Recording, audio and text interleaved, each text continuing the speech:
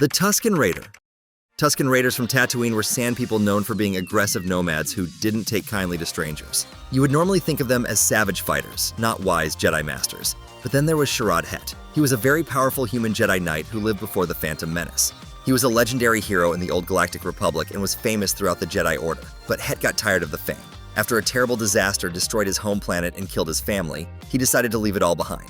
He went into exile on the desert planet of Tatooine and eventually became the warlord for a tribe of Tuscan Raiders. He fully embraced their culture, and while living with them, he had a son named Sharad Hett. He led the Tuscans for years until the Jedi Order sent Master Ki-Adi-Mundi to bring him back. During a conflict between the Tuscans and the local Hutts, the bounty hunter Aurra Sing killed Sharad Hett.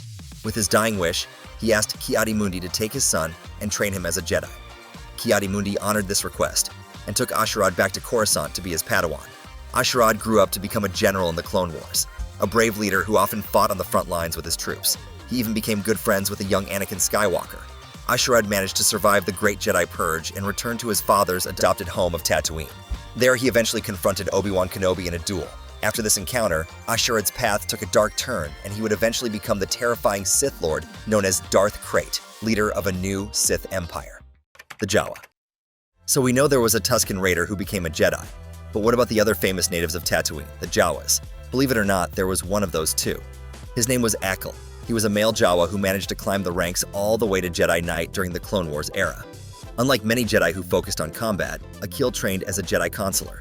This meant he specialized in studying the deeper mysteries of the Force and preferred negotiation over fighting. At one point, Akil was partnered with a Keldor Jedi Guardian named Dibs. The two of them were given the important job of finding new recruits for the Jedi Academy on the planet Almas.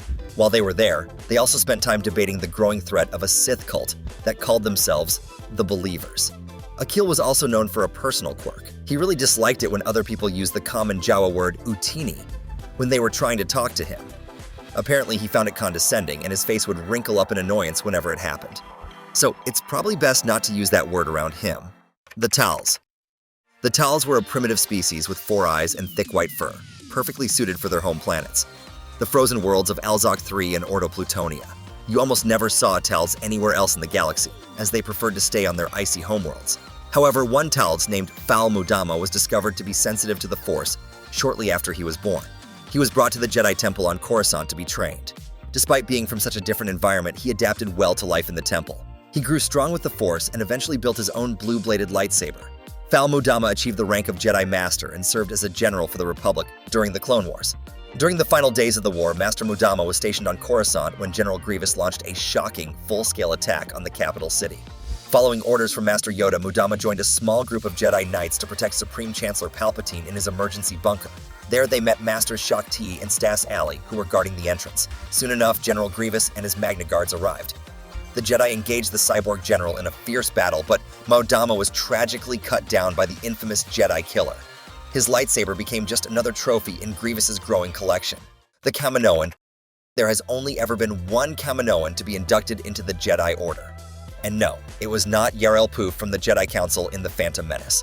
He was a different species called a Quirmian, and he was specifically left out of Attack of the Clones so people wouldn't confuse him with the Kaminoans. The one and only Kaminoan Jedi was a female named Keha. She lived for an incredibly long time, over 3,000 years.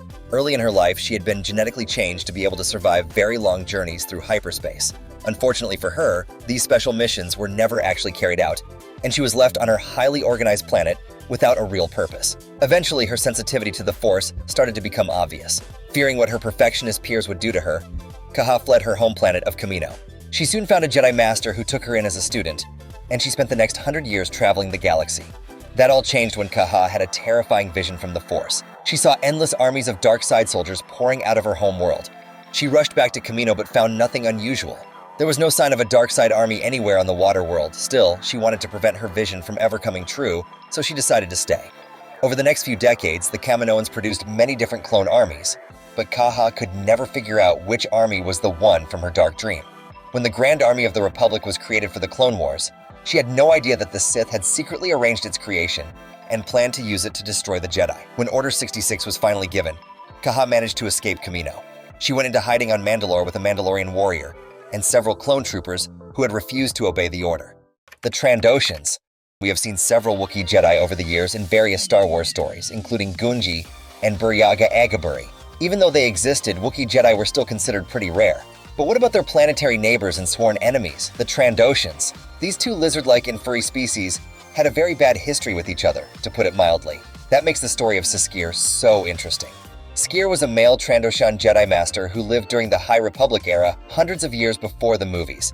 He took a Padawan named Keeve Trennis and was stationed on the Starlight Beacon, a massive space station that served as a symbol of hope and protection in the Outer Rim.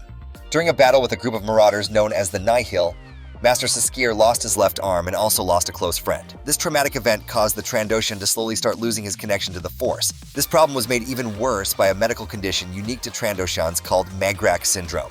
This illness caused Trandoshans to revert to their more primitive and rage-filled instincts, something Siskir struggled with for a long time. The Hut. The Jedi Order discovered Beldorian sometime before the year 400 BBY, and according to all records, he was the only Hut to ever become a Jedi.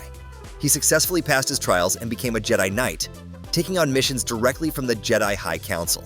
The idea of a Hut Jedi is strange, given that the species is mostly known for being lazy, greedy crime lords.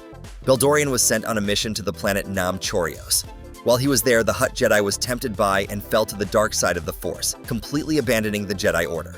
Beldorian set himself up as the ruler of the planet, forcing his subjects to call him grand titles like Beldorian of the Ruby Eyes and Beldorian the Splendid. Because Hutts lived for a very long time and because he had abandoned the Jedi Order long before the Clone Wars even started, Beldorian was never hunted down during the Great Jedi Purge. He actually survived all the way into the era of Luke Skywalker's New Jedi Order. He was finally defeated and killed in a duel by the one person you could call the greatest Hutt Slayer in the galaxy, Leia Organa Solo, the Ugor. The Ugor are without a doubt one of the strangest species in the Star Wars galaxy. They are basically slimy, blob-like creatures that can change their shape. To interact with other species, they would often wear special biosuits that made them look more like humanoids. Only one Ugor, named Oor, is known to have ever joined the Jedi Order. He reached the rank of Jedi Master and served as an archivist during the High Republic era. He was stationed aboard the Starlight Beacon space station alongside other Jedi. Because of his strange, formless body, Oor had some very unusual abilities. He once survived being shot by a blaster right through the dome of his biosuit, a wound that would have killed almost anyone else. He was also able to do something even weirder. He could duplicate himself, creating a second copy to help with his tasks. It was a strange ability for a very strange Jedi. The Kushiban. This Jedi might just be the weirdest one of them all. When you look at him, you might wonder if you're seeing a cat, a rabbit, or maybe even Eevee from Pokemon. The answer is none of the above. This is Ikrit, a male Kushiban from the planet Kushiba. He was trained as a Jedi by none other than the great Master Yoda, and eventually reached the rank of Jedi Master himself. During his career, he found an ancient Massassi temple on the moon of Yavin 4. This temple had trapped the souls of many children inside it. After he failed to find a way to free them, he put himself into a self-imposed exile, a deep hibernation trance that would last until the one person who could free the children arrived at the temple. This hibernation lasted for centuries, causing him to sleep through 400 years of galactic history, including the entire Clone Wars and Order 66. During his long sleep on Yavin 4, he was finally discovered by a young Anakin Solo, who at first thought he was just a fluffy pet. The two worked together and successfully freed the trapped children's spirits. Ikrit then revealed himself to Luke Skywalker's New Jedi Order. He later sacrificed himself to save his new friends during the brutal Yuuzhan Vong War. The Ewok. Most Ewoks, the small furry creatures from the forest moon of Endor, did not have the right mental ability to understand and use the power of the Force. However, there was at least one exception. There was an unnamed Ewok Jedi who was active sometime after the events of Return of the Jedi. The story of this Ewok Jedi is very short, because he only ever appeared in a source book for a role-playing game called Geonosis and the Outer Rim Worlds. In his one and only appearance, this Ewok Jedi was seen attacking a group of alien slavers called the Searook, who were trying to capture one of his fellow Ewoks. The tiny Jedi fearlessly fought them off, wielding a blue-bladed lightsaber and wearing his own custom-fit brown Jedi robes. Unfortunately, that is everything we know about this mysterious and furry little hero. The Ugnot. The Ugnots were a species of small, pig-like beings who were considered by many to be the hardest-working species in the entire galaxy. They were known for their skills as technicians and laborers, not as warriors or peacekeepers, but there was one Ugnot known to have joined the Jedi Order, and he even reached the respected rank of Master. His name was Tree Tower, and during the Clone Wars, he discovered a group of his fellow Ugnots had been captured. They were going to be sold as slaves to work in the dangerous droid factories of the Trade Federation. Master Tree Tower attempted to rescue them on his own, but he was attacked by powerful spider droids. He managed to send out a distress signal before he was knocked off a high platform and fell unconscious. The signal was received by Hope Squad, a unit of elite clone commandos. They came to his rescue, but the battle was intense. 3 of the 4 clones were killed by droid laser fire. Despite the heavy losses, the squad's leader was able to rescue Master Tree Tower, and together, the 2 of them successfully completed the mission and freed the Ugnot slaves. Of all these strange and uncommon Jedi, let me know which one is your absolute favorite down in the comments below.